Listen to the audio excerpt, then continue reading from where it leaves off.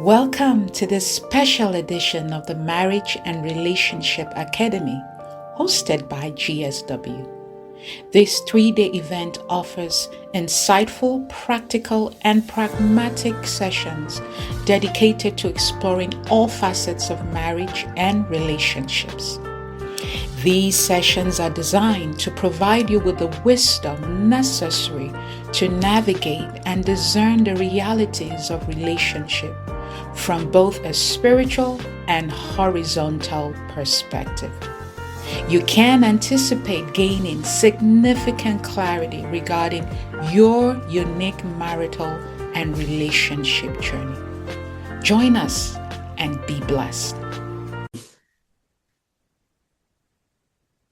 I'm going to start with the disclaimer.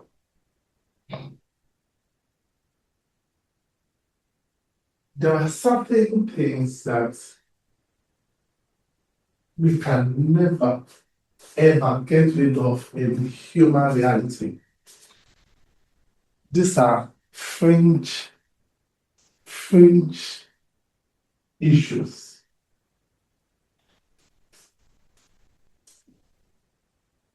In between black and white, there are so many shades. And all of us will not follow the same path in life. From time immemorial, we will have, till Jesus comes, we are going to have single mothers, single fathers, widows, orphans, the fatherless, side chicks, men who couldn't be married or who refuse to be married, but they have everything it takes to be married. They have money, they are physically fine, but they just don't have the mental capacity for marriage. We are going to have that. It is part of the fringes of human reality.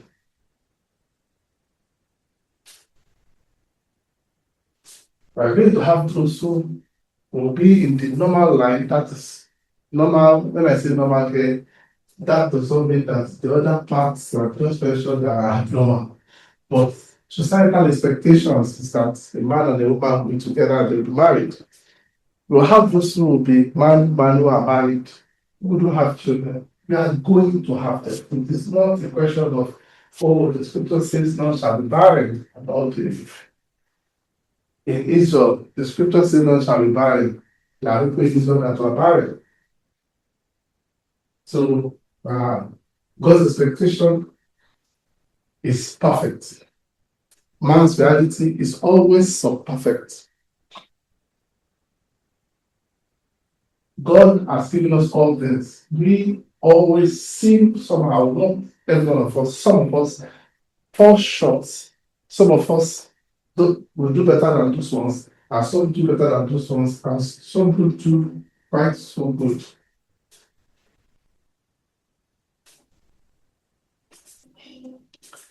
And we must accept these things as human reality. That has to do with sin or the devil or all that. It is human. It is what we call the human complex issues.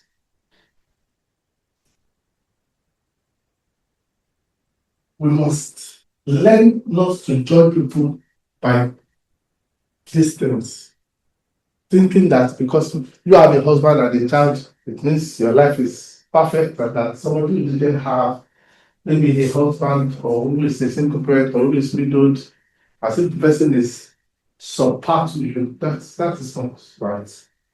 As somebody is single and you are married does not make you superior, does not make the single person superior, does not make the person that is married superior. We must refocus our lens away from myopia and begin to broaden our mind to understand that even in Christ, as Christians, we are going to have so many people working in trying to make their lives better and working in different paths and patterns according to where they find themselves in destiny. We must all come to that place of love where we know that this does not make the person less human or subhuman or to be treated as if they don't belong in society or they are supposed to be ostracized or kicked out or unloved. All of us must come to that conclusion. That is where our Christianity really speaks as citizens of the kingdom of heaven. I'm going to be asking some questions this morning, and some of those questions will be shocking. And I always try to ascribe blame. When people do wrong, they know. You don't need to tell anybody you have done wrong, especially adults. Maybe you are telling children. So even children, sometimes when they've done something wrong, you will see it in their faces that they know that they have done something wrong. Adults also know. But the difference between the child and the adult is that the adult would, if the adult was given the opportunity to explain, you would see the adult do something terrible, but with explanation, it could make sense to you. I told you about Tamar and Judah. Remember when Judah wanted to kill Tamar? He was justified. He said, "This woman married into my lineage. I paid her bride price. She was supposed to deliver her children in my lineage. I married her for my first son, and then I gave my second son to her. Both sons are dead. But she didn't return the bride price. Her family still didn't return the bride price, which means she's still our wife. And then she's pregnant for her. By being pregnant, she had betrayed the vow she made with the covenant she made with my family, and she has to be punished." So Judah stood with the law and said she has to be punished because we paid her bride price, but she's not pregnant, and I don't have an adult son who got her pregnant. So how come she's pregnant? And then Tamar brought out his staff. And Tamar said, "The person who owns the signet ring and staff is responsible for my pregnancy." And as soon as she gave her explanation, Judah said, This woman is justified." So on the surface, adults will have their issues. You can see a mother of three, a single mother of three, single mother of four, single parents. When they tell the stories, you will then come to realize that you have judged them wrongly because you don't know the fullness and the extent of who they are, what they've gone through, their background, what brought them to where they were as at that time. And this is important for your own epignosis, for the wideness of your own reasoning. It is important that you also, as a Christian, you are like Jesus. That you see a woman by the well that has had 6 husbands, and that the person she was even staying with at that time was not her husband. See the way Jesus related to that woman by the well. See that there was no judgment in him. He conversed with her. He didn't see her as an Samaritan. He didn't see her as a female. He didn't see her as somebody that is with somebody else's husband or wife. He didn't see her as somebody that is loose.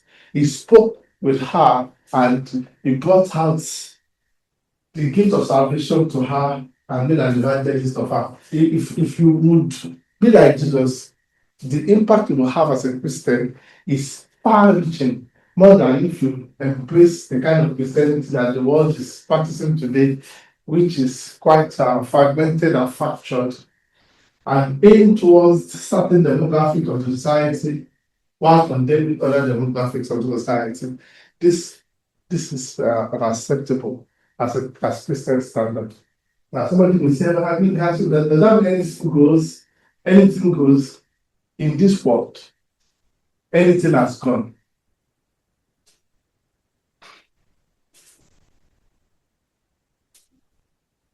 In this world, anything, there is no standard in this world. That's the truth. We as Christians are trying to bring everybody into the fold. So single parents must come and become born again. A cheating husband must also accept Jesus and become born again. A wayward wife must also accept Jesus and become born again. We have a duty to every soul. We have a duty to every soul. We are not going to nitpick who we minister the gospel to or who we extend grace to. We have a duty to everybody, a duty of love, a duty of salvation, a duty of care, a duty of understanding, a duty of the Spirit. We have a duty to everybody, everyone. Either the person is wearing trousers, not wearing trousers, either the person is half tattooed or half tattooed. No matter what, we have a duty to bring every soul that Jesus died for into the knowledge of Christ and into the fullness of the gospel. And this is our responsibility to Jesus. Almost to it. So our first question today came from a woman. She said she has a cheating husband, that her marriage is 12 years old, they have 3 children, and that her husband is a serial cheat. But she has tried everything. She has begged, she has cried, that she caught him cheating 10 months after their wedding. And since that time, it has been from one woman to the other, one woman to the other. So let me quickly say that there are different kinds of cheats when it comes to marriage. This one, we call them serial monogamists. They will have one wife at home or a husband, and then they will be sleeping with different people with series of maybe one night stands, people they will just pay up and have sex with. That's the category. There's another category that they have a wife or a husband at home, and then they will have another one lover, one person. That they would like assisting. They maintain the person for 12 years, for 13 years, for 15 years, apart from their wife. And that person also will, in most cases, the person may be loyal to them to a level. But because the person may also be single and the person may be looking for somebody to also marry, so that person too will continue that same pattern. While the person is with this person, but I'm not going to marry him, he's married. So she will also be dating somebody by the side, picking them and dropping them, hoping that she will find somebody that thinks that she can then leave this sugar daddy for and go and marry. So we have those 2 kinds. There are others, but those are the 2 predominant kinds that we have global, not in Africa, global. And these kinds of cheating have advantages and disadvantages. The one that is singular, one person, at least you know that this person is with this one person. And so most times, health wise, the wife at home and the husband at home is a bit safe from risk, because their partner that is cheating is sleeping with only one person outside of the marriage. And if the person does not have any disease, any infection, they too, if they sleep with their partner, they will not have any disease, any infection. So that's kind of relationship, even though the wife will not like it or the other will not like it, they will have a lot of issues with it. They may even know the name of the person outside. They have to say, are you going to try again? You are going to that girl. God will punish that girl. And the other will say, you are going to that office again to say, yeah. I've just sent many cases, so many. And it is on both sides. So from both sides, I've seen wives who have their husband at home and they have one person outside of their marriage that they are sleeping with. And I've seen husbands who have a wife at home and they have one person outside of the marriage that they are sleeping with. The advantage is, it has an advantage, but so that you understand the context, at least the wife at home will know this is the person is living with, right? And if the person does not have any disease, she will not catch any infection. She also will not have any disease. She will not be happy about it. But at least for the sake of her health, she knows that okay, if I can, if your life is not at home, you know where it is. You know, sometimes in the emergency, she can carry her hand go to the other person's house and go and hold her, press her hand and say, come out, come out. Something has happened. And she will know where her husband is, even though it's not with her, although she may be the legal wife and the other person is the other person. But the other kind where the husband sleep with all sorts of people is very risky, where you don't know where he is today, you don't know who he's with, or you don't know who she is with, or who is with her. So that one exposes the couple to infections, health issues, and all that. No one can, with all their heart, say, I like it that I have a partner that is sleeping around. Either it's with one person or many people. It is unacceptable. By all human standards, we don't, it's a betrayal of trust. It hurts. It is very painful. Not only does it kill trust, it kills hope and faith. It kills everything. And yet people have to cope with this. When you are dealing with this kind of situation, you cannot. So when I got the message, I thought about that I began to frown because people expect you to say to them, divorce him. No, don't divorce him. No. Walk away. No. These decisions have to be made on an individual basis by the person in the situation, not by a third party. I have no right to decide for you how you must act in this situation. I have no right to tell you, divorce him, walk away, lock up, just walk out. No. I have no right to say that. Because the full story is not always like that. Sometimes the story is much more than what has been brought to me. There are times when the husband was the faithful one. The wife was the one that began to cheat. The husband caught her, they reconciled, and then the other began to cheat. And when the wife begins the matter, the wife will start from when the other begins to cheat. And then when I get the hold of the husband and begin to talk, I realize that, oh, so she has been slept with her. And then all these things, human stories are quite complicated. So you can't know the part that I can tell you, but the part that the Spirit of God reveals to you, which sometimes He will not even tell you to share with the people. But you must be the one to count the cost yourself. You must look at it. What benefits me? What do I do here? Is this somebody that can change? If you come to the conclusion that you cannot change, you have to ask yourself some serious questions. Do I want to stay in this kind of relationship, exposing myself to risk? Do I want to stay in this relationship where I do not feel valued or loved? Or am I staying because of my children? Am I staying because I have no option? It's a provider, it's a good man, he loves me, he loves his children, he just has this weakness. Oh, she loves me, she does everything for me, but she cannot help herself. I know she cannot help herself thing and they cannot help themselves thing. Many of us will not believe it. It's very, it's everywhere. Where people have sex control issues and where certain triggers to be them to anybody at any time. But sometimes you will ask, why did you sleep with this person?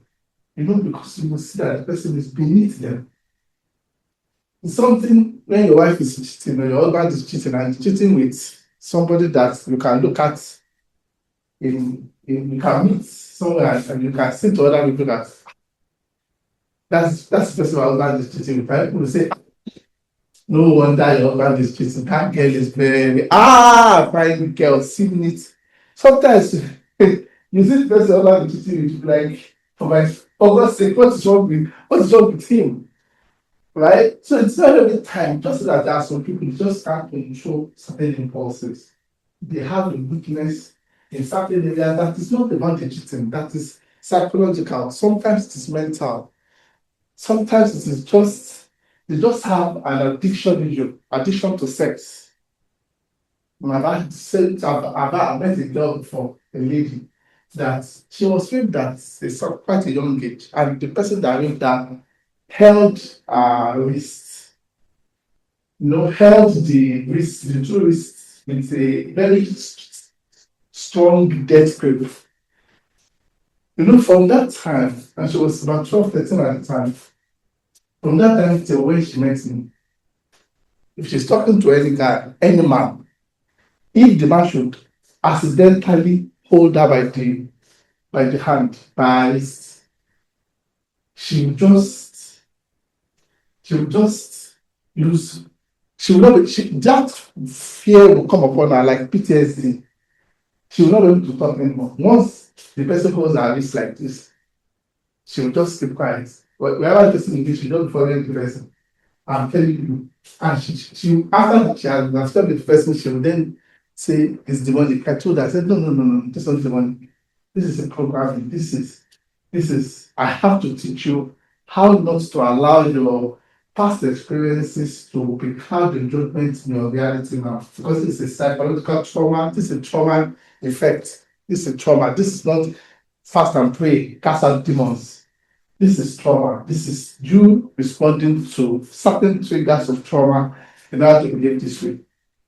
So I'm not giving excuses for people who behave in a certain way. I'm just saying we cannot understand the fullness of the complexity of how the human mind works and why people behave the way they behave. I know people who are abused as children, who because of that became very insecure. I know a young man. The wife was one that came to me. The wife told me, that says, I'm going to cheat. I'll cheat on this man. And I said, what? Why? Said, I cannot do anything. When I go out, this man will jump into a taxi and be following my car. When I'm going to the office, he will leave his job. He will come and sit in front of my office until I close. I cannot breathe. I cannot do anything. The only solution is for me to cheat on him. I've left him several times. He will come begging, he will come crying. And my parents will also beg on his behalf. They will say, change. It's a mental problem. I realized that until I cheat on him, he will not leave me alone. So the lady came to tell me that she wanted to cheat on this man because this man is asking security issues. Right? And that's again a psychological thing. The insecurity thing is a psychological thing, it's a mental thing. So while some would then want to judge it as is behaving somehow, why do people behave the way they do? Why do they behave the way they do? We cannot have access to all of the complexity of the human behavioral system, and you cannot just put it down to black or white. No binary thinking. It is either black or white, good or bad. No, when only religious people think like that. Religious people think in terms of either you do left or you do right. That is very silly. The most silly of all kinds of thinking is binary thinking, because it does not consider the other shades of gray that exist in human reality. This is our law. It's either you do it this way or you do it this way. So in church, we have a lot of people that are binary thinkers, but you will see the human complexity in church. You will enter a church and there will be lots of hypocrites all over church doing all sorts of things, but pretending to be doing left or right or left. That's not the kind of Christianity we want to practice. And this is exactly what Jesus came to save us from. So, conclusion of that question is this. If you have a cheating partner, ask yourself questions. Do I want to stay here? Is it likely to change? If it's not likely to change, it's so that you accept that this is how it will be. And then take precautions from there. Okay, this man cannot stop cheating. Fine. or this woman cannot stop cheating, fine. We have children, we want to raise our children together. How do I protect myself? And you must be pragmatic about how do I protect myself. You must do medical checkup every 3 months or every 6 months. It must subject yourself to it. I will subject myself. I don't want anybody to give me an infection. After that, they must use protection outside of this home. There must be strict rules about it. And this is not all you are enabling me. No, again, not all these things are simply because somebody desires to. That beyond desire, there are so many reasons why people behave in odd way. There are a lot of reasons why people behave the way they do. Not all of us that are wearing clothes have the same level of thinking and reasoning. Not all of us have the same conditioning. We didn't come from the same background, we didn't come from the same home, we didn't come from the same families. So therefore, you cannot just settle for, I told him, he promised me he will never do it again, he did it. Or I've seen, I don't have the time, but I've dealt with a lot of cases. And I'll give an example of a lady that was a air hostess, who in the same company where she was working, was sleeping with three guys, three members of her team. One was gentle from the southeast, gentle guy, easygoing. One was a Yoruba guy, tall, handsome, womanizer. And one was a pastor, a church pastor. It was the pastor she wanted to marry, and she was sleeping with the other two, and she couldn't help herself. And when she was reporting the case to me herself, she was saying, I couldn't help it. I tried, I couldn't help it. So I started asking her questions about her parents, her mother, were you abused when you were young? And when we began to talk about this thing, I began to see the triggers why she couldn't settle for one person and stay with the person because of the way she was raised. So again, you can't just, people behave the way they do because of conditioning most of the time. It's not about right or wrong, black or white. And so you must then look at yourself and say, okay, I am in this relationship. Can I cope with this relationship? If you cannot cope with it, what is best for me? What's best for the children? Can I work here with my children? Or do I want to stay and co-parent with this person? You must look at not everybody will do the same solution. Some people will say they want a divorce. They cannot even afford to feed themselves. They don't have a job. They will get out of the marriage and then they become everybody's problem. And I say to them, what kind of food gave you counsel? You will have stayed with the guy and not have sexual relationship with him anymore. At least you have a roof over your head and you take care of your children. Now you pack your children, you left. Suddenly now, but I get my pay school fees. I have to stop at the point. When the number of students I was paying reached 100 children, I had to stop. I said, this thing will bankrupt me. You cannot be sleeping with somebody. You cannot be leaving your marriages and I'll be the one paying the fees. How now? Asal. So I started saying, no, you can't leave it. That marriage, you must stay there. You must stay there. Don't sleep with him again, but let him take care of his children. Let him pay his care of children. You cannot have children and then throw them on the church because I cannot come with him again. He's always cheating. So am I the one that now pays school fees? Please, let us be reasonable. In all that we do, let us be wise. So again, because you pass your load and say, I want to be a liability of society, and then your children will now turn out bad. You must think of all your options. You must be pragmatic about your thinking, not emotional. Pragmatic. Think what is best for the children, what is best for me, how do I pay fees, how do I pay rent? Okay, if what will work is that we stay in the same roof, we continue to pay his dues to the children and family, but I control the environment of our section, you have to be able to do that. Because I want to move on to another question also. I've closed that chapter now. I've spoken more than enough on it. So I move to the next one. The lady is talking about her career. She's saying she believes that by now she should be married with children. But marriage has not happened. Children has happened. She's now in her 30s. And she's saying, does this mean God wants her to focus only on her career? Because that's all she has for now. My answer to you is this: your career is good. Mm. Your career is good. There's nothing wrong with being the best in your career, but it will be so limiting for you to have the ability to do 100 things and then to say you want to focus on one.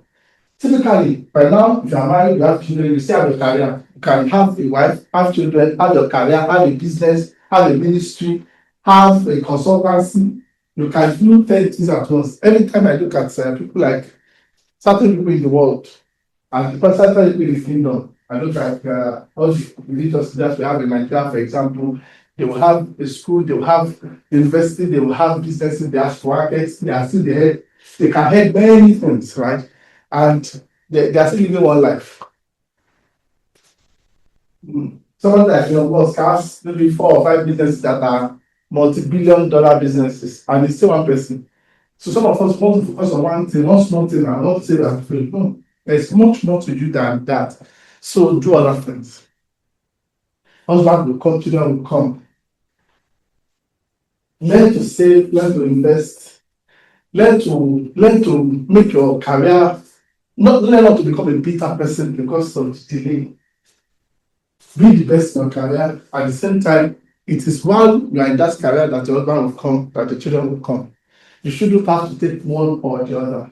You can have all things. Having all things is not a crime. So embrace the idea of having all things. The third person that asked questions asked about, and I've answered this question the last session. Person asked about polygamy. So this person said her husband died and she left out 3 children. And she met somebody that has been kind to her, and the person is asking to marry her. But the person is also married to children. That she didn't want to sin against God by just being sexual with the person, sleeping with the person, without any form of commitment. But that the person really likes her and the person wants to have any option she puts on the table, the person is willing to accept it. So again, it is up to you. It's up to you. It is difficult to find somebody to see you carry your burden without asking for anything in return. Even as a woman, somebody comes into your life, is just loading out cash, giving you money to take care of your children's school fees, to take care of yourself, and the person is consistently there. You don't want to be a charity case. So for most females, rather than be a charity case, they want to have at least a say in the home. So this is where sex comes in. They will not love the person, but they'll feel, at least when I'm sleeping with him, it would make more sense than for me to go hand in hand all the time begging. And so this is at literally two loopholes we see in human relationship and societal conditioning. However, the man has a wife at home and has children. You must respect that and say to yourself, oh, this man has a wife and has children. All his money is supposed to be for his family. Because no matter how you can say to yourself that, oh, but his children are going to the best schools. There are better schools where his children can go to beyond where he sent them, because the money is being used to take care of you and your children. If he's spending the same, if you don't move the money he's spending on his children, he will find better schools for them. You could even send them to school abroad. But now he's splitting that money between the family and the family. And unfortunately, he's asking for something in return. And you are looking at, you don't want to lose him because of the gains, because of your children, but you're also looking at the implication of how people will look at you and all that. Don't forget when I started this teaching, I said that this is human reality, human complex reality, and human compact complex realities like this. All over the world, we have situations like this. It's not always black and white. But you, as a person, will look at it and say, okay, how do I convince him that I appreciate all that he's doing for me, but that I do not want to scatter his home or destroy his home or destroy his marriage or anything like that. You must be adults, so all of you must sit down. And you must not do this behind the man's wife. So if all of you will sit down together and decide to form policy and do meeting where everybody's interest will be protected and all that, you are free. But if you do anything behind that woman and as a side person and you are trying to force yourself on her as a second wife, it will not be fair. It will be like somebody is in her own home with her own husband, and suddenly she wakes up one Saturday morning and the other brings in another woman, and she's saying, accept her. You know, many of us, we are not fair when we are not the one on the receiving end. So usually it is person they are thinking it that will be like, yes, they are fighting for me, but the other person is feeling concerned. Again, it will lead to another complex situation between the two of them and their children, and all sorts of bitterness and resentment. So you must consider the pros and cons of all these decisions. But again, when it comes to these situations, you are adults, you must sit down, you must think, and you must not think through human lens. You must think as Christians. With the guidance of the Holy Spirit, you must go to him and tell him, see, all these things I'm talking about, the way they sound in some people's case. So people are feeling like vomiting because they are not sweet in the mouth. They are not the Romeo and Juliet kind of story that all of us appreciate. A young man meets a young woman, they love each other, they fell in love, they married. All of us will clap, "Whee!" Because those ones are sweet stories. We are dealing with the bitter ends of life. And therefore, when we are dealing with it, we deal with it with our thinking and with the wisdom of God. We try and sort out these realities. We must look at the pros and cons, everyone involved, and we must be very deliberate about the decision we make because it will also affect the coming generation. I have a sister in Ecclesiastes 25. Every time she talks about her dad and the children that dad had outside of the marriage, she's a reverend. And you know, she talk about them with sweetness and she talk about them with joy. You know, one day I was curious. I was wondering how can you be talking about your step brothers and sisters with so much joy? And then she said, "No, my father is a loving father." That's one day I asked my father, "Daddy, why do you have children outside of marriage?" And that my father said, "I can't help it. A man must." What she used a staff. She said, "A man must something himself. A man must." I don't know. She used the term. The term was very funny to me, but because she asked her father, and her father told her, and the father told her, "Love your younger ones. I love you." And he said the man loved all of them so much they couldn't even afford to hate their siblings. So all of us come from different backgrounds. This is important. So I'll move to the next question.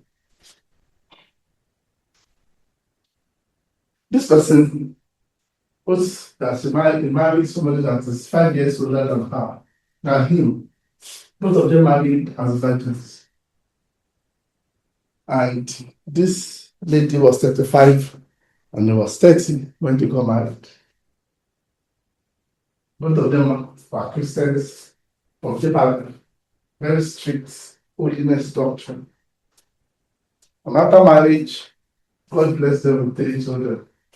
They got married 2012 and they had 3 children, 3 boys. Suddenly, when the wife clocked, that will be 15 years after the marriage, about 15 years after the marriage, when the wife clocked, no, 10 years after the marriage, 10 years. When the wife clocked 45, so she got married to him at 35. But when she clocked 45, she lost interest in sexual activities. She just stopped sleeping with her husband. The husband at the time was 40. As a 40-year-old young man, you just started playing. That's when you move to Maracana Stadium sexually. When you are in your 20s, you are in Adamasingba, Oluyole, then you are playing Calabar, when you are 30, you are playing, then you go to maybe Hybrid, Stafford Bridge. But when you are 40, you have come to the Maracana of sex. That is not the age when you tell your husband to hang his boots. That is the age that your husband begins, because now he has the experience he lacked when he was in his 20s. He now has the experience. The money he lacked when he was in his 20s, by 40 he will not have the money. He will not have the kind of car. The thing that makes a man, you know, that makes a man feel sexually violent and odogwu level. It's when you get close to 40, you begin to get those things. If you are not born rich, if you are somebody that is working for money, you start your career maybe in your 20s. In your 30s, your family is just getting stable, you are getting to a hang of marriage, family, children are still young, you are watching cartoon every day, taking children to school. But by the time you are 40, your children are like 8, 7, 5. Now you can buy that issue. Now you can do housewarming. You are not a man. This time, the sex is no longer stressful. It is good sex. And then it is not, it is the worst time for the wife to say she doesn't want to have sex anymore. And this man has endured for 5 years. 5 years he has endured. Since the wife declared separate room, the man has begged, has pleaded, has fought, has gone to the church to report. When he went to church to report, the pastors tried to talk to the wife, tried to talk to him. The wife did not listen. He left church. So as I speak to you now, he no longer goes to any church. He said he had to leave church because he believed that the pastor should have commanded his wife to do her wifely duty. Like, the wife is a worker in church, and the other came to church to report that my wife is not having sex with me. And he said the wife is not cheating. She is not with anybody. She just has had what she wanted in the life she's gotten. She's gotten 3 children, and she has a good job. She's making her own money.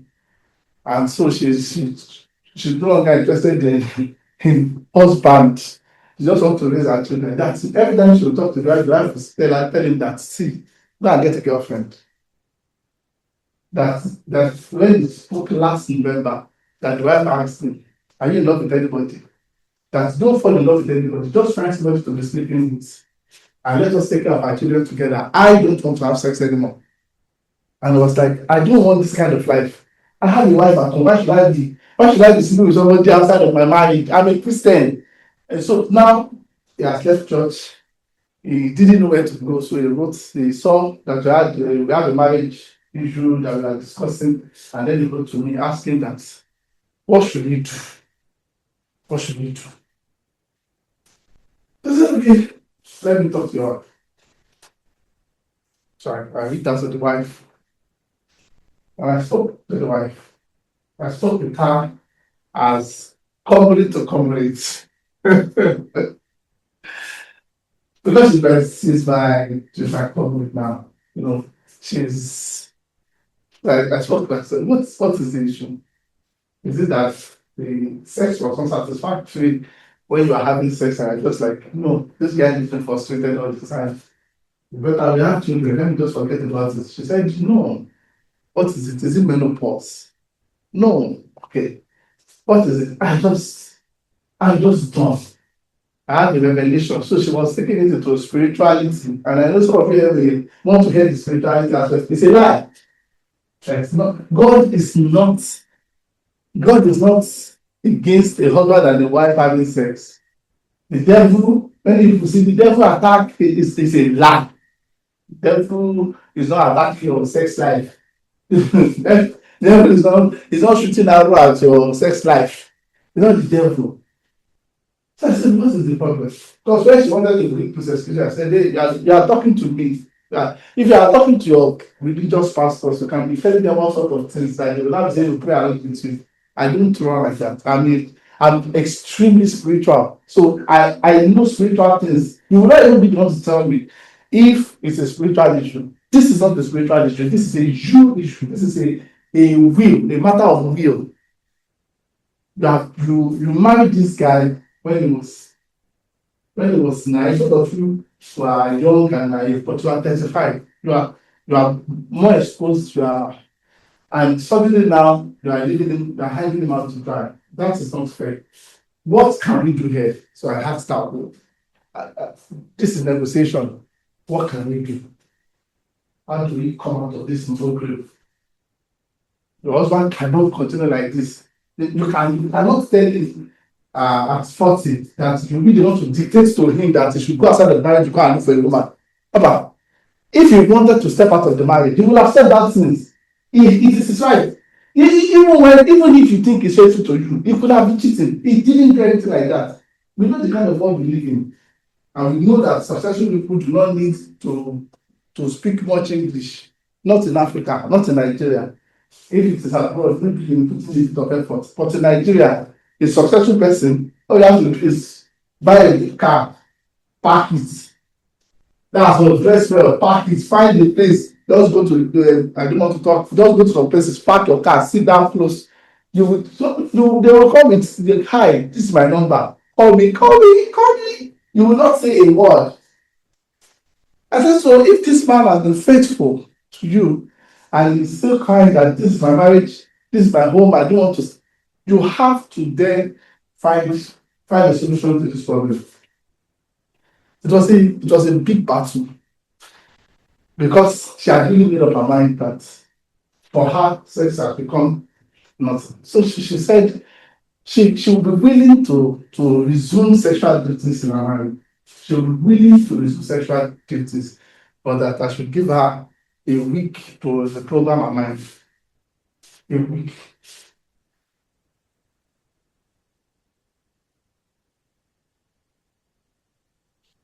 That she has to talk to herself because she has talked herself out of it. And then she has to talk to herself. So that was how that's when we have in that case. But I brought this here because we have to be fair. All of us that are getting married, all of us are very selfish. Once we get the thing we want out of a marriage, our mindset is so transactional. This sister, when she was 35, she knew this guy was 30. And she settled for him because she couldn't get a husband. No, in an ideal situation, a woman does not marry somebody that is younger than her by 5 years, unless she is desperate. That's the truth. Usually, women marry those who are older than them. But because she couldn't find somebody older than her to marry, she then married this young man, right? And after marrying this young man, this young man that is with you, you then got children out of him. You were able to drop the children for him at home, chase career. He was also chasing career, both of them together. The guy is still paying to them, he's still paying the full school fees. So I asked her all these questions. What do you do with your money? So I told the husband, I said, you should stop paying all these things. Both of you should be sharing the bills now. You should start putting money aside. Because the way she's behaving, she's preparing to leave you. No, she's preparing. I told her to, so I didn't say behind her. I said, you are preparing to leave you. You are working, you are earning money, but you are not paying any bills. He's taking care of all the bills. So he spends his own money. You save your own money. So if tomorrow he says he wants to leave the marriage, you are in a financially stable position to go to court, take these children from him, and basically strip him of his dignity. And you know that not all men can walk away from their children. You are not being fair to this man. You are being very unfair. But those who are listening to me, be fair to your partners. It's not a good thing that you are scheming against your own partner, leading them how to drive. You should be fair. God expects us to be fair one to another. So you should be fair to your partners.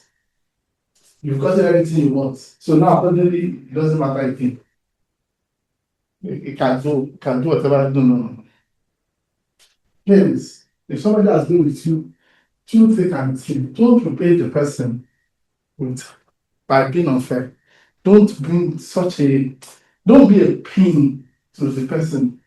When you are not, when you are still redefining your life, somebody was there helping you along. No matter how the person may be bad, no matter the person was there, and then suddenly now you've gotten everything you want out of life, the person should get out. That is not a problem to go. All right, so that was how I handled that. And I believe that the next one we'll talk about, we should be able to revisit that issue and resolve it. All right, so sometime in 30th of January, uh, we'll be we'll be at a particular event in Abuja, the husband and the wife that are renewing their vow.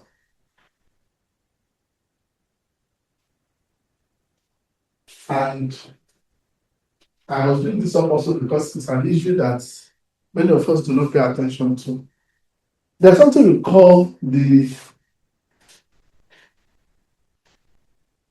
green pasture, the greener pasture theory, or when somebody that is novel comes into play. So sometimes the husband and the wife become so comfortable with each other that the wife begins to treat the husband as if the husband is alive. And the other begins to treat the wife as if the wife is the mother. Many of us are here, we think it's a good thing, it's not a good thing. I do not allow my wife, I do not allow my wife to call me dad for that reason. I do not call my wife mom for that reason. And a lot of us we need to understand the implication of these things. So when we are young, I remember when when we were teenagers, our parents are in charge of our life. They are paying our fees, they are taking care of us at every level. And we then will see a girl that we like or a boy that we like, and we begin to have relationship with those people. Our parents have no idea. They have no idea that we are talking to anybody or that. But some of us will have had our heart break, will have had a relationship or two, will have gone through one or two heartbreaks, and our parents will not even be aware that we are going through anything like that when we are growing up. Some people in their marriage, because of how the husband and the wife have positioned themselves, they will also be pulling the same trick on their husband or wives. The husband is the pillar, or the wife is the pillar. Who is holding the home the way their parents held the home when they were young? They were happy in the marriage, they are something unhappy. Then one guy out of nowhere would appear. So in the case I just mentioned, one guy came in from the UK, came to Nigeria to do a 6 months course. As a medical doctor, came to Nigeria to do a 6 months professional course at the university and at the hospital in Nigeria, a teaching hospital in Nigeria. And this man's wife is a doctor in that same hospital. So they began by talking about, oh, I also want to travel to the UK. What hospitals can I go? Where can I apply? How do I apply? So this was their discussion. This man's wife and this other guy that came from the UK, the man's wife did not want to cheat. She's just like looking for greener pasture. The guy from the UK, I don't know if he wanted to cheat or not, but most likely he wanted to cheat. But he just wanted to have sex while he's in Nigeria. So she will go to it, sit down together, talk about, oh, I will help you apply here, I will help you apply here, you can apply here, I'll send you link to apply here, I'll send you link to apply there. And before you know it, they became close. Next thing, they started having sex. And she's married. And then she wrote to me herself. And she told me that, I want to leave my marriage. I was like, really? What offense did the husband for the family? She was like, no, he didn't commit any offense. I said, okay, so the husband did not do anything wrong, but you want to leave the marriage. Why? She said, I want to leave before he leaves. I said, what do you mean? He said, I've done some things. I know when the finds out he will leave. So I want to preempt by leaving first. So that when people ask, I, I will be in control of the narrative. It will not be said that he chased me out of the house because I was unfaithful. It will be said that I left the marriage and then I can give any reason I want. So that way, it wouldn't catch me. It wouldn't be that he caught me cheating and he chased me out of the marriage. It would be that I left on my terms. And I was like, you cheated on this guy, you are still devilish. You see, you will not take accountability for what you did. But you are trying to also make sure that it's the one begging you now, even though you are the one that cheated. So you are just being manipulating. So I was like, no, that's not how you play this. That's how you play this. We are talking, I believe, on a Sunday evening, around 1 a.m. to like 2 a.m. when she called, crying and telling me if I want to leave her marriage and all that. Of course, the husband has been suspecting. So, of course, when your partner is cheating, unless you're dead, one way or the other, you'll be suspecting certain things. You'll be seeing certain moves. You'll be noticing that they'll be picking calls at other places, changing their phone code. These signs are following day that cheats. There are there are certain signs that follow cheats. When they begin to cheat, or there are certain signs, you can't miss them. So you will notice that this person is no longer is restless, this person is jumpy, their eyes is away. They can't help it. They will sit with you, but their thoughts is with somebody else. So you will easily notice that they are distracted, their mind, you will notice these things. And you will know in your heart that something is going on. I'm not talking to insecure people here. There's people that are just crazy, are just insecure, nobody's cheating on them. I'm not encouraging you. The spirit of insecurity, I bind you. I bind you in Jesus' name. You will not hear me and begin to say, I said so. No, deal with your insecurity. But when people are cheating, there are signs. So just one has seen the signs. So just one did something James Bond. They're not going to get cameras. Place them in the room. Put whatever on his phone. And then the other noticed that whoever she was calling, the other would watch and listen. I mean, the other really did a lot of stuff. Things that I think are not necessary. Because I as a person, I can never be bothered about options. I mean, I can never ever be bothered. I believe that every individual should have this understanding of who they are, so that no other person can run the streets. I mean it. I can never be bothered. All this the amount of money he spent when he was telling me, I was like, for what? All you have to do is just ask her. Then she realized, ask her first. You spend this money, you spent over 2 million trying to catch somebody cheating. I can never do it. But he did it. They caught her. He saw the phone number of the guy. He saw their messages. He saw the hotel where they met. So the husband became a full-time private investigator with the dossier. You see the dossier? He had the file. If you see, he had the file of all the sins of his wife. And so she spoke to me on Sunday. By Monday morning, the husband confronted her. And she had no option. She first lied. But the husband presented to evidence she couldn't lie anymore. She told the truth. So here is why I'm bringing this up today. Whenever you see any guy or any lady just pop up in your life, showing serious interest. I mean, your life is simple, it's normal, easygoing, you are married, you have your children, you have a good life. And something out of the blue, maybe from you went to a church, you went to a program, or you went somewhere, and one guy came with a full dose of attention, or one lady came with a full dose of attention.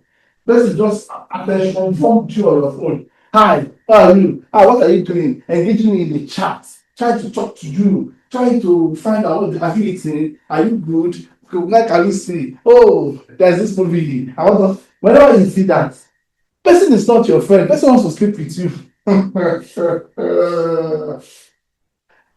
Oh boy, no, person does not care.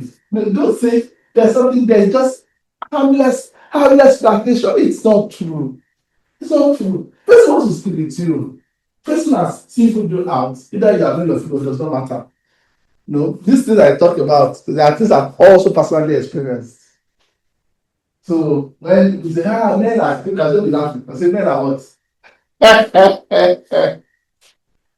As unfine as I am, my eyes have seen plenty. Sometimes when I sit down with some of my brothers and we are talking and they begin to share their experiences, you'll be like, what? So it is both genders. There is no gender that is more promiscuous than the other. Both genders are the same. But you as an individual, you must learn how to draw your boundaries. You must know the signs. When somebody is pursuing you hotly, they pursue you with money, pursue you with attention, pursue you with care. They will be quick to spread it around that I'm the one caring for him, I'm the one doing this for him, I'm the one start. I'm laughing for you. Do not entertain such attention. It will lead you to places where you don't want to go. You know how Agabus told Peter. Agabus said, they will tie, they will tie your hand, they will tie your leg, they will take you to where you don't want to go. Jesus also told Peter, Jesus Christ said, the day is coming. They will take you to where you don't want to go. They will tie your hand and leg and take you to where you don't want to go.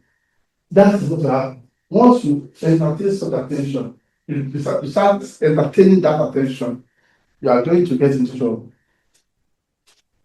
So, know the signs. That these are the signs. This somebody just came out of the room. Either the person is a lecturer, a colleague, a friend, just came in from abroad, from your old area where you are living together, or from your old school association. All those things, I don't even join them. I don't do anything from the past. Just stay there.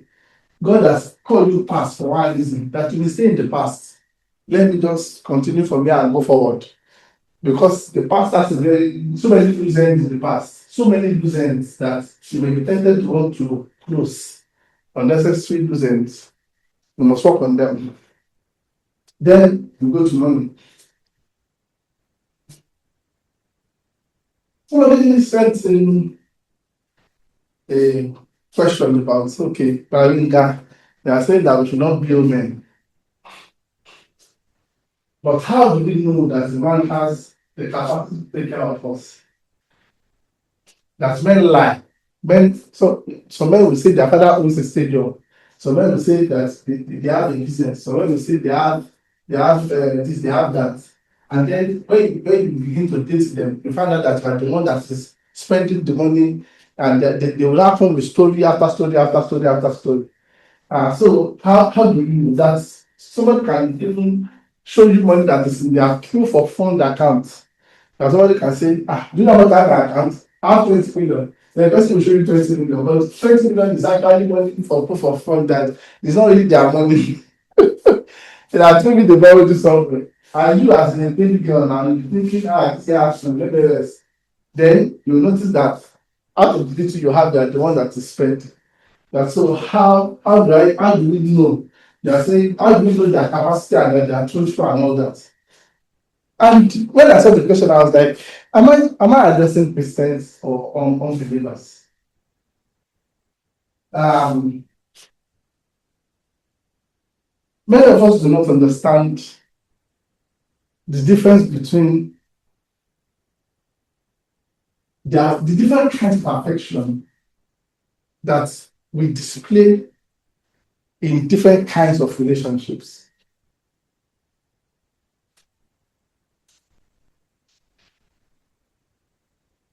When a man puts money forward and begins to spend the money hugely, he will marry. You don't spend money like that for what you want to marry. That's the truth. You can't just I will take this.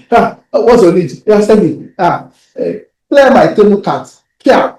My sister's school fees pay. This one, every minute you are asking is just giving you money, giving you money. The man is just looking for sex. When the when he gets the sex, he will no longer give you that kind of money anymore. No man can survive just paying bills like that. No man can survive it. That's not how you take care of a wife. Even you as a woman, a man you want to marry, you don't want to base your relationship with him on money. There are so many other good things that are intangibles that are more important to a relationship than money.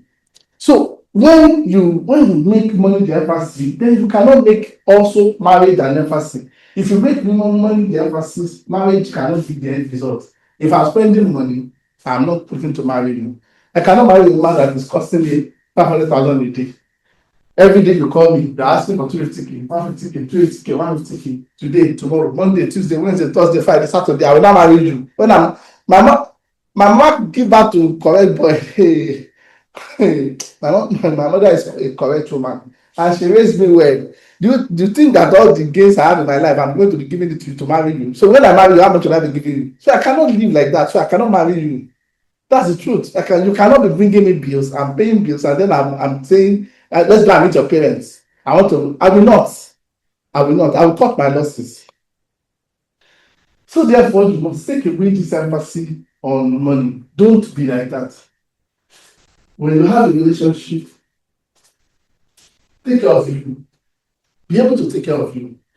And then when the man comes and you are both talking, let's also be able to take care of you. Then watch him. Let him offer. It has to be from his heart, not that you be demanding. Not that you be asking. It has to be from his heart. Does he love you? These are the signs you know that somebody loves you. Person wakes up in the morning, calls you. How are you doing? What are you going to do? Okay, I'm thinking I should go somewhere. Okay, he wants to spend time with you. That's good. Then you get to the place, he says order food. And then you are ordering, you are like, no, I want to order something. And then he's like, no, what's the most expensive t-shirt? Okay, we want to have 2 plates and all that. So say, okay, this guy is trying to, I'm not asking, but he's trying to show me that, oh, I care about you, I want to give you the best. Then you will notice, maybe normally you will take over. You will say, oh, let me go and drop you at home. Or, okay, I'll book an Uber to drop you, I'll book an Uber to come and pick you. You begin to see the care. You have to pay attention to these things, but not asking me for money. That is class, and that is myopic. Like somebody gives you 200,000 does not mean the person is rich. If somebody gave you 1 million naira does not mean the person is rich. That's the truth. They have meant that in order to have what they have set their heart on to have, they do not mind what they spend to get it. So, if you are looking for somebody to be, if it's about sex, don't carry sex. I want to have sex, or I just want to feel somebody's mindset into a marriage market. If all you are doing is picking your phone to ask, please, I need this, I need that, I need this, you cannot, in good faith, marry the person that you are able to that you. And in the same vein, a lady that is calling the guy all the time, a man that's calling the lady all the time, come over, come over, come over, come over, come over. Okay, come over. Okay, the girl doesn't have any, you have one duty of care. The girl, look at what am I doing with you? Girl will walk away. So again, there has to be a balance, but it's not about, you don't measure it based on, how do I know? Unless I believe. Don't be crass in your thinking. There's more to life than such thinking. So allow yourself the room to meet people that will genuinely care for you, that you too can genuinely care for, and be a person of substance. It's very important. Now to in-law issues. The lady wrote and said her husband's mother is always calling to send him to Ondo State. That her husband is the errand boy of the family. The woman has 5 sons. Her husband is the third. Two are living in Lagos, two are in those states. Her husband doesn't have a job for now, but he does contracts. So then the mother will call him Monday morning. Oh, I've just finished cooking 2 cooler of food for mother in Ondo State. Come to my house, carry this and go to Ondo. The other will go. When it gets to Ondo, some soon, they will send something down to the mother. And then next week, mother will tell you, oh, I want to collect something at this market, that daily market. We will go. I want you to go to my church. They will go. That's this kind of what they've done for us. They've done this. Some of us may not have noticed some people are like that. They are people pleasers to the fault. When you are having a party, they are the ones who tell to go and stand with the drink. You say, hey, now come, go and stand with that drum of Coke. Make sure that they don't steal it though. Nobody wants that person to be our husband. That other people will sit down, they'll be eating, and then your own husband is the one that is standing with the drum of drinks to share drum of drink, or that they'll be sending on there. Oh, you forgot something at go after the khaki, go and bring it. Then your husband will only them. Everybody will be sending on there. She said that's the kind of husband she married. And that when she protested, when she began to tell the husband that no, this thing is not fair. Why is it that like the era of family, everybody will be sending on there, you are a yes person to everybody. I don't like it. That when the other then one day told the mother that, oh, sorry, ma, I cannot come because I'm taking my wife to the hospital. That the very next weekend, the mother came to their house with another woman, with another girl from Ondo State, and told her, that mother told her that the next time I send my son, I will tell, I will have the nerve to stop him from from answering me.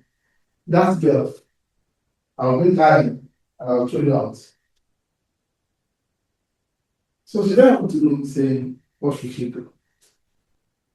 There's another lady that called and said that the husband's mom had some serious health issues, and that the husband's elder brothers and sisters were all abroad. So they didn't want that mama that has health issues to stay alone for Christmas in at our house. So those that were abroad sent money to people to carry that woman to the last born's house so as she can spend Christmas with family. And the woman arrived at their house, they didn't pay for a nurse that would nurse her. So the wife is the one that is caring for her. And the wife said clearly that this woman is very old. She curses my children. She will tell them, she will say so many things. I don't even know when. And I was like, okay. Let me say this categorically, especially to the in-laws who are on the call, and those of us who have parents who are in relationships. Remember when I said earlier that we should learn to respect one to another? We should. At the same time, as individuals, we should learn to also draw boundaries with our people, especially when it comes to our spouses.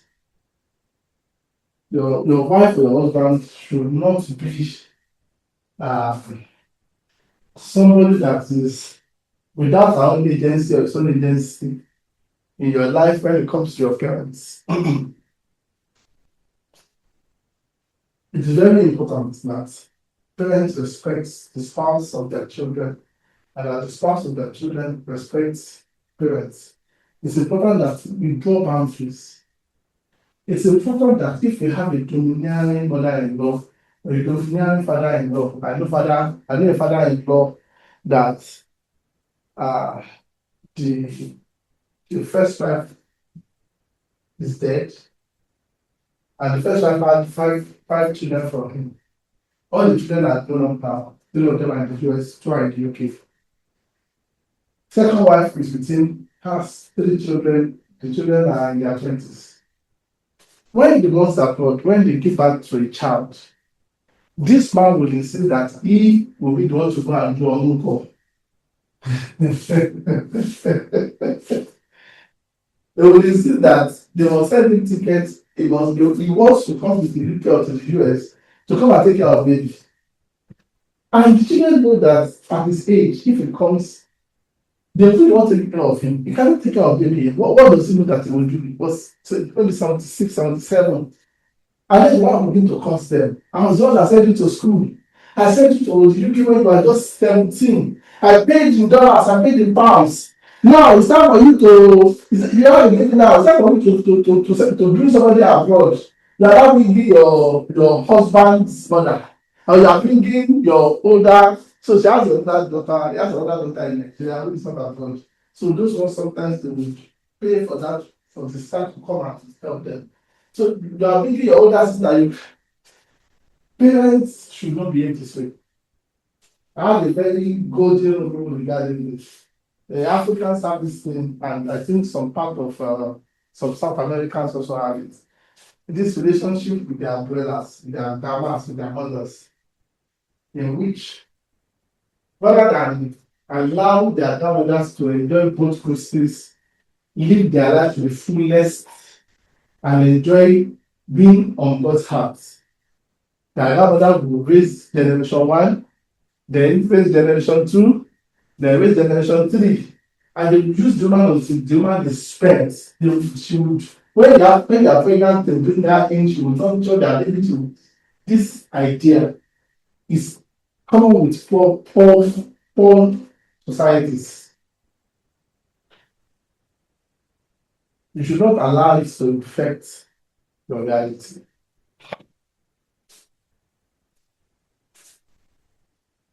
You should not allow it to affect your reality. I'm saying that so that everybody can hear.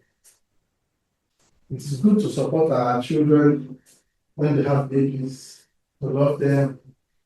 It is good to bond as a family, spend some time together.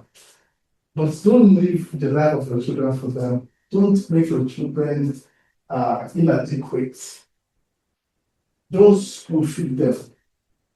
Let them grow, let them know how to do things for themselves, and keep out of their lives when they are standing on their 2 feet. Just stay out of their lives. Just stay out of their lives. Let them live their life. It's very important that you think in this way as a parent and as in-laws. Very important that we ensure that the sanctity of the marriage, that we don't breach it out of selfishness. We are not like, oh, I give out to my child. My child must listen to me. Where did this one come from? Who are you? When did you marry my son? Or when those days, we shouldn't be saying those days anymore. Nowadays, you must respect the boundaries. You must respect the boundaries, and you must keep to it. Don't act as if you are somebody that wants to destroy your children's marriage out of selfishness. It is unseemly and unfair of anybody to act that way. Now to the people who are trusting God for marriage, those who are in their 30s, their 35, 40s, a lot of people go to me, what am I doing wrong? Why have I not found Mr. Right? Some wrote from the UK, some wrote from the US. Only 2 men, one 47-year-old and one 44, wrote to me. Majority of those who wrote regarding relationship issues are female, and they are all trusting God that God will settle them and they will have a home. If I tell you one or two things today. I'm going to beg you to accept. And if you notice that there is a place where you can amend or change, I'll ask you to do so.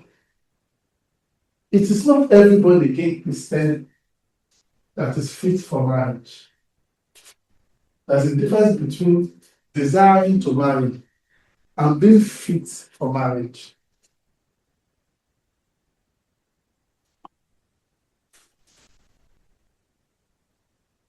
It's if you are fit for marriage, it is not every kind of marriage you are fit for.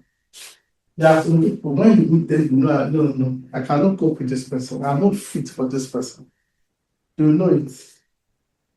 People who do not, who know, you know yourself that I have issues, I have sexual issues, for example. I have serious sexual issues. What is it? What is it about marriage that is appealing to you? I like to know why you cannot look at it and say, because of this issue, let me just stay away from this marriage market. So there is not be true. You have endometritis, you are dealing with serious hormonal issues, dealing with it as an individual. You are dealing with serious hormonal issues, you are dealing with serious sexual dysfunctional issues. And yet you are like, hey, God will give our miracle husband. What is it? What is it?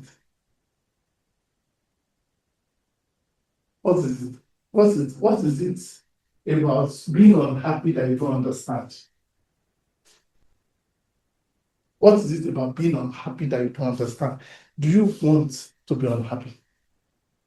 Do you think that if you enter into a marriage without all the necessary or attending tools needed to enjoy the marriage, do you want to enter into a marriage of manage me, or you want to be the kind of people that will be saying, I'll sit down my own, I'll sit down my own problem. You are the one that came to meet me. You are the one that came to meet me that I want to marry me. So you are marrying me like that.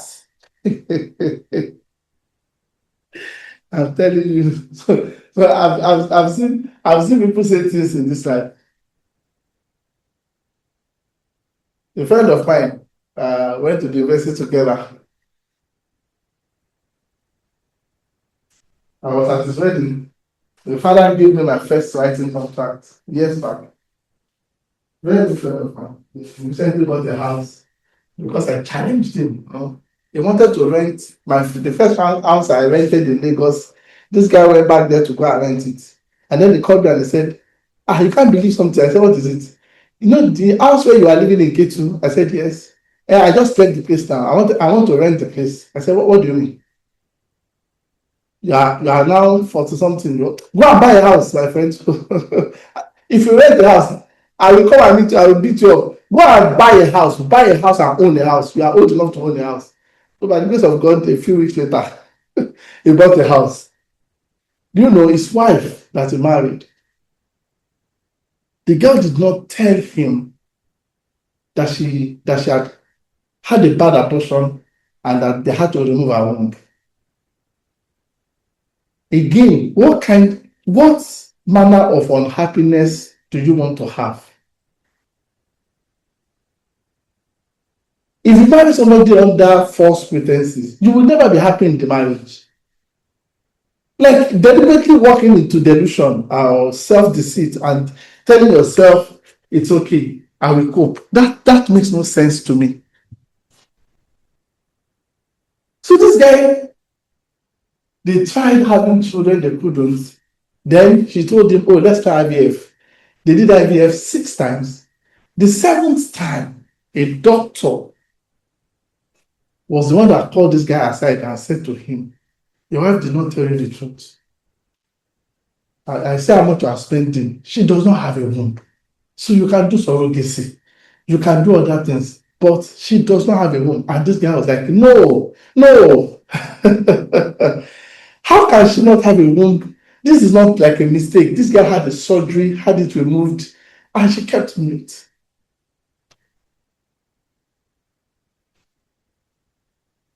And this is not new. This has been an age-long problem. An age-long problem for several generations that people do. Men would deceive women, women would deceive men when it comes to the issue of marriage. Why do we do this? You will not be happy. You will not. Because a lot of people don't understand what marriage is. The only way you can have a happy marriage is that man and woman are naked and not ashamed. Both of you have nothing to hide. You can talk to each other. You can bear with each other. You can share with each other. But you are in a marriage. Your heart is beating because anytime you can find out the truth, or anytime you can find out the truth about something he has hidden. Maybe he had syphilis one time, or he had one sexual problem, and then you get into the marriage, he cannot have sex with you. I've seen that case too. Some of us have remember the case. In fact, 2 or 3 cases. They had to declare the marriage null and void because the man, when he was younger, he used to have a lot of sex. He got an infection. The infection affected him so much, he could no longer have sex. And yet he got married to a 38-year-old lawyer. Since they got married, they couldn't consummate the marriage for 4 years. Every time he will tell the girl a lie, he will say he's on drug. Another time he will say it's a spiritual problem. Another time he will say he's sleeping with somebody else outside. When it's with somebody outside, he can do it. But when it's with his own wife, he cannot do it. Eventually, they brought the matter to me. Eventually, we look at the cases, I look at it, we pray. Eventually, I realized, this thing, that you are dead. You are dead down there. Okay, you are dead down there. When did you get married? You have just left it until at least you have an improvement. Then you can say, okay, I've healed myself. That's why I used to say, fix self first. At least fix yourself first. Before you say you want to marry somebody, fix yourself. A lot of people that have come to me, because I know them. Because when I pray, God will tell me things. I know many people have issues. And yet they're all saying, I want to marry, I want to marry. Yeah, in my head, I'm thinking, why? You have not fixed your problem. And you're here. You have big fibroid. The fibroid is big. You know you have it. You have not dealt with it. You didn't do surgery. You didn't do anything. It is there. You know you have cyst. You know you have this. You know you have that. You know the doctors told you this. You know this medical challenge. You know that it is the medical challenge that brought you to Barabenga, right? And that we are working on we are praying, everybody is trusting God that you have your breakthrough. And you want to marry now. How? If the husband comes now, you want to marry him like that. It should be a forbearing husband. It should be an understanding. God will give you an understanding man. The man that will understand my fibroid. Is that the kind of wife you want to be? No, please. No, please. That's not fair. So before you begin to put in letters, give yourself extra problem. I remember a case. Some of us will remember the case of a sister that had a brain tumor, serious brain tumor, that one of her eyes was almost dropping off her head. Serious brain tumor that was pushing her eyes. That one of the eyes, when you see her like this, just as if the eyes wants to fall off. Then she came to me, and when she came to me for prayers, I remember myself, Pastor Tayo, 4 of us were in church that day. We ministered to her. Right there in church, we began to see improvement. The eyes began to go inside. Her body began to adjust. By the following Sunday, she was way better. By a month later, she was way better. So, but, she has been using a lot of drugs, going to hospital. Now she's healed. She's healed. She wrote to me, I'm well now. I said, you are well. I agree. I cannot, with my mouth, say you are not well. You are well. It is true she was well. But there's still certain aspect of her life that I could see that they needed improvement. Some of the impact of that brain tumor on her, it affected her speech a bit, affected the way she walked a bit, affected a lot of things. The eyes was back to normal. She was no longer looking scary. Eyes was back to normal. So I told her, you have to work on these other things. I've had to deal with these things with people that are close to me, even my own child. when she was growing up that has issues, these are gradual things that you then build over time, and then you become better and better and better and better until you are the best. So it is, you are healed 100%, but you have to work on these things so that you can be at least you can be independent by yourself. You can say, I'm a woman, you can say it with all your mind, I'm a woman, not I'm a woman, but I have hormonal this, I'm a woman, but I have no, I am now, I'm ready, I'm a woman. Then this lady began to write to me. The only issue I had now is husband. So I replied, I said, you just got healed of brain tumor 3 months ago. 3 months. You did not even give yourself time to enjoy this new body that God has given unto you. You already putting another emotional stress on yourself. Husband, when will you rest? When will you rest? Rest a little. Rest for 6 months. Ha! She took offense. Of course, some people told me I wasn't fair. Some people said, no, but I mean, God, you know her age. It's what she desired now. Why are you telling her not to desire what she desired? I'm like, no. You people don't like yourself. You don't like your human body can only take so much. You cannot be the same person thinking of house rent, thinking of health issues, thinking of biological clock. You are thinking of career. You are the same person thinking of husband. You see, wear and tear will finish you. Can you please slow down? Take them one by one. When you deal with this one, move to the next one. I know people like to multitask. Don't multitask problem. It's not good to multitask. I don't multitask problem. No. I don't have problem. That's the truth. But even the challenges that I see, I don't multitask them. I don't. I have a very linear understanding of realities of life. How many problems do you want to put on your head at one time? So you have fibroid, you didn't deal with it, you are fighting for husband. And the fibroid is not small, it's not negligible. Fibroid that is making you wear, that is already changing your wardrobe for you, that is making you wear dresses like maternity dress, so I can cover it up. That's what you have in your tummy. You did not remove it. You did not take care of it. But here you are. Must we want to marry him? Father, he must not escape. I must marry him. This is your promise to me, Lord, and that you will give me twins. I don't be looking. Be serious, my friend. Can you please be serious? Can you be serious here? So, which is why none of the relationship requests that came in, I ignored them. I have my reasons. I just because I know the people that are writing, I know some of their past cases. I know some of them have not dealt with certain issues, apart from physical, psychological, emotional. I know some still have a lot of work. Their last relationship, I knew how they conducted themselves in it. I knew the report I got, and now they want to jump into another one. And they are petitioning heaven, they are petitioning Jesus, they are petitioning the Holy Ghost, they are speaking in tongues. Big girl, big girl, the one did not give them the last time. They showed the guy Pepe, the guy around.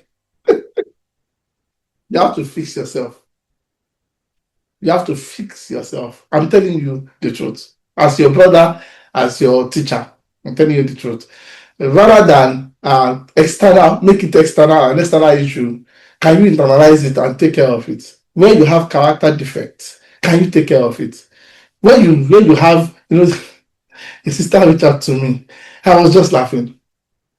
You had a breakup and all that, and you didn't handle it well. And now you want to have another relationship. Do you think I want to be involved in your relationship ever again? Me, that my mother will tell me when I was young that she's not a woman that like wahala. Is it that me that likes trouble? Me, I don't like trouble too. I'm like my mommy. I like peace. I like peace of mind. So if I know that your relationship is going to give me trouble, I will not be praying that God should give you a relationship.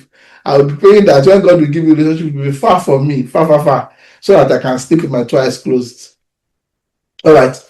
And then this brings us to the next issue. I've handled all relationship issues like that. So fix yourself. When you fix yourself, your relationships will experience, you will notice a change in your relationships and things will get better.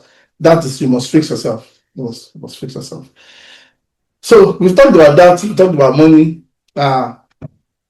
Let's talk about my brothers now.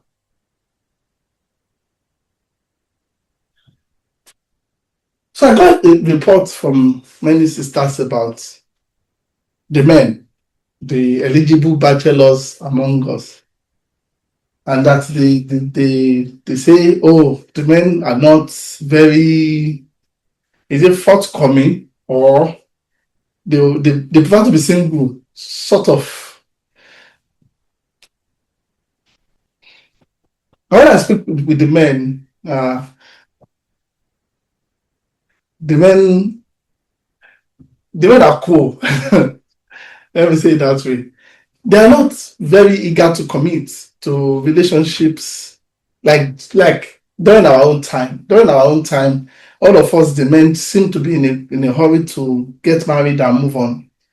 But it seems like nowadays men have cooled down a bit, basically or largely because most of the things that they could get in a marriage, most of the things that they could get in a typical marriage are now almost available for free outside of marriage. So unless it is for certain reasons, very important reasons, many men are like, why? Why should I get married? It's not as if in companionship, I have companionship. I have if it's sex, I can get it. If it is I can get this, that, so why should I get married? So I notice that many of the men, because of that, they are not really interested in committing. I'm going to ask my brothers to consider the fact that selfishness is not a virtue. If it is just about you, you can afford not to get married. Jesus doesn't say you must get married. In fact, Jesus Christ said that in this world, some are meant to get married, some are not meant to get married. He said not everybody will be able to accept it, but it's the truth. Apostle Paul also said that he will forbid that people should marry if he has the power to. But you have a duty also to God in perpetuating your genes and having children. So a lot of people will say, we don't marry for children, we marry for companionship. And I agree with it. I agree with it wholeheartedly if we are living for ourselves. However, if we are living for more than ourselves, children must be on the table. The generation to come after you must be a generation that can preserve the tenets of Christ until He comes. So if all of us are not to have children anymore, we are married for companionship, so no more children. It basically means that the light of Christianity will continue to fade. Because we will not have first-hand witnesses of our work who will take it to the next generation. So everybody will not have children because we are saying, oh, no, marriage is for companionship. It's for companionship. It's for companionship. It's not for children. But I mean, stop it.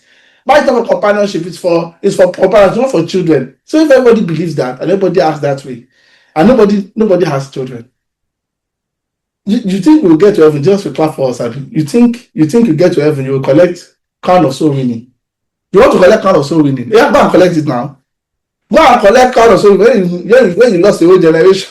When you lost the whole generation to when Jesus has not returned, and all of you refuse to perpetuate the next generation, how will you collect crown of soul winning? How will you collect crown of life? Because people don't think that deep. They say, when people say that to me, I just shake my head. See, the fruit and multiply is from God as an instruction. And the reason for that is because as long as Jesus has not returned, there will be generations on this earth who will need to hear the gospel. And some of those generations, we will not say all of them should be converted from Muslim or from another religion to Christianity. Some of them have to be first-hand witnesses of that which the Lord has given unto us. My children are a first-hand witness of God at work in my life. Your children are first-hand witnesses of God at work in your life. They live with you, they live in your house, they see how you do your Christianity, they see how you live your life. So you don't want to have children. You are saying it's for companionship only. And then who will train your children for you? So you just want to carry one Muslim child, convert him, fill him with the Holy Ghost, and then set us back 200 years because they don't have Christian culture. Is that how you think it will work? So please, I'm begging. Children are important. And you must have the children in the context of a marriage because you are trying to show them the perfect example of the future. So, all my brothers, did you hear me? The brothers in the house that are not married, that are here, did you hear me? In the brothers group, I want to see a reply that you are hearing me. Write it there. Say, I'm hearing you. So go and get married. Get married this year. God bless you. You know that I'm your brother, and I must show you. I must show you the light and the way. I understand being single, but you have to understand that there's a future. We also have to safeguard for the Lord. Finally, as I'm going to close in maybe 5 minutes now, so that we can conclude this class. Marital challenges regarding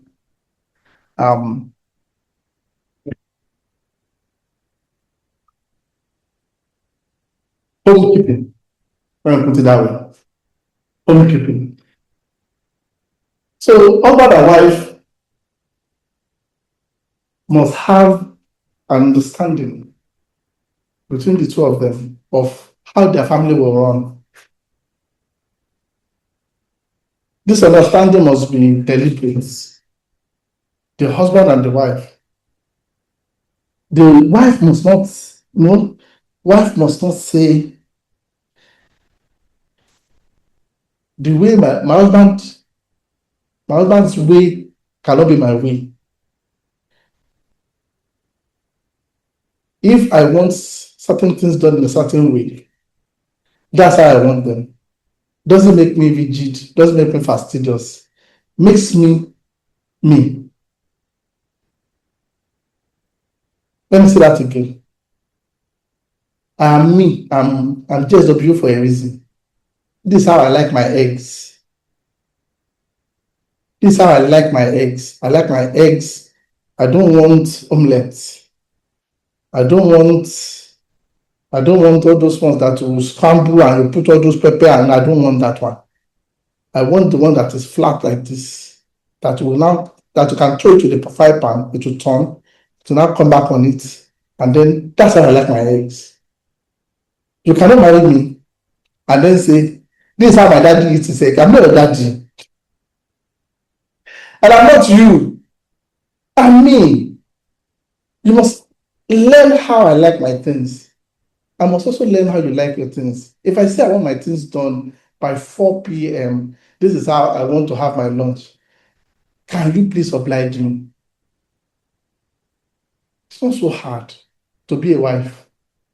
It's not so hard to be a husband. If you understand that in the marriage it is a negotiation, give and take. If you give it to me as I like it, I will give it to you as you like it. If you don't give it to me as I like it, I will not give it to you as you like it. Both of us will be displeased. You will not be in a relationship or in a marriage with me, and I'll be pleasing you, and you'll be displeasing me. Where is that done? When they gave out to me, they mentioned your name during my naming ceremony, and they said, I came to this world to please you because I'm owing you something from heaven. Abi? No. In a marriage, you please me, I please you. If you displease me, I will displease you. God is also like that too. I can show it to you in the book of Genesis. In the book of 1 Samuel, God said, those who honor me, I will honor. Those who lightly esteem me. See the meaning of lightly esteem. It didn't say they didn't esteem me. They said they lightly esteem me. I will equally lightly esteem. That's what God said. You want to honor your husband. It's not just by words. Like, I love you. Or your wife. Oh, babe, I love you. You are the elephant in my room. You are the elephant in my china shop. All those things. That's words. Let's take some commitment. This is how my husband likes his things. Is that nobody, if your husband likes his things in a certain way, if your mother and father comes to your house, and they want to sit down and say, no, daddy, don't sit down there. That's why my husband sits. They will respect it. You cannot say, my parents will come, and then, no. They will respect it. My mother comes to my house. My mother will say, my son is praying. I don't want to disturb him. She will respect my space now. When I want to see her, I go to her room, I go and greet her, I will talk a bit. And she will say, I know you are busy. And then, because you must try to do that. So when you are in a marriage and the husband is saying or the wife is saying, the wife will say, when I sleep, I don't like the curtains drawn. I like them open so that light can come in. Husband is saying, no, I prefer the curtains to be drawn because it makes me sleep deeply. And both of you are having issues with it. There's no need to fight. When you enter the room at night, that night, make sure you put your love making time around 1 a.m. When you are done the love making thing, husband, carry your kayak, go to another room, draw the windows and sleep. And somebody else will say, no, they must sleep on the same bed. Ladies and gentlemen, it's not compulsory. It's not compulsory.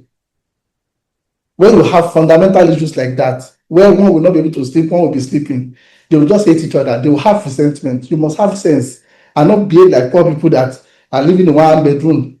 You have a flat, you have 2 rooms. Okay, you like the curtains open, I like the curtains drawn. You like to put on the light when you sleep, I like the light off when I sleep. Both of us, this is how we've trained ourselves to sleep. But we are married now. See, okay, when are we going to make love? This is the time, make the love. After making the love, I go to my dark room where I want to sleep. And you sleep in your light where you want to sleep. And everybody is happy. It's not compulsory for, I know, somebody must come back and don't be talking like poor people. Again, don't be thinking like poor people. Poor people have one room. So they then have to live with it. You don't have to. You are matured. You don't have to. I don't have to always adjust. You don't have to always. But where you need to adjust, you must adjust. Where you cannot separate it, you have to then come to a compromise and say, okay, how do we then do this? And both of you must do it in one accord. Not that one will feel as if her right has been eschewed or assimilated, or that she has been collapsed into her husband. She does not have personality anymore. It is not good for a woman to be in a marriage where she cannot see herself. And not good for a man to be in a marriage where he cannot see himself. You must have your personality. At the same time, you must be able to collapse things together in order to work.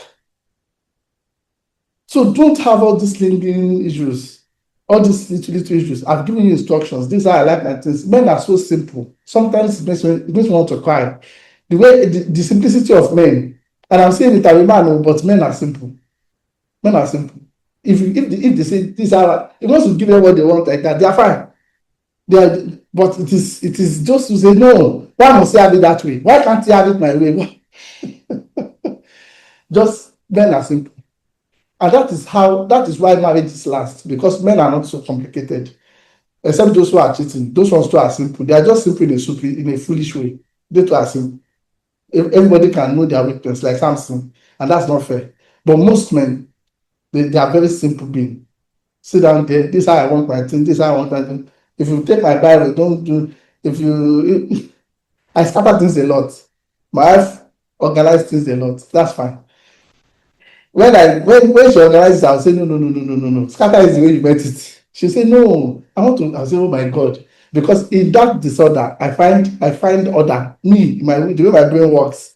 But she would be like, oh, this and that. Eventually, we find a compromise. We have to. This is my office.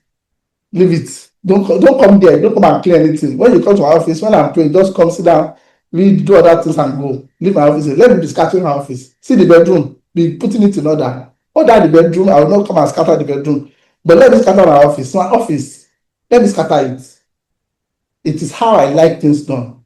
And it is me. It's my personality. I don't want to exchange my personality for you, and you don't want to exchange your personality for me. You must keep your personality, I must keep mine, because this is how we work. But we must do it with a compromise, with a heart of understanding that both of us are working together towards a goal. We're not working against each other. You are not trying to make me a mini you, and I'm not trying to make you a mini me. You must keep your personality. I must keep my personality. In a marriage, this is important. So when I see men who do not allow their wife to have expression, it is not good. It's not good for the woman. It's not good for their marriage. It's not good for their children. Because again, if you do not allow your wife to have a personality, you are going to make the same mistake with your children.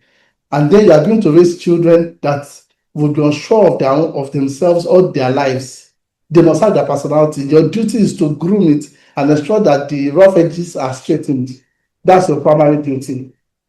So these are the questions that have come in and the answers that I have offered for them for Marriage and Relationship Academy for this season. I believe that we are going to have this again. We'll review the whatever comes in, the questions and the feedback, and then we'll have another one maybe before the end of the year or early next year. I believe that we've answered all the questions now and that everything we need to do has been done. If you are blessed, please unmute and shout, glory! Glory! Glory!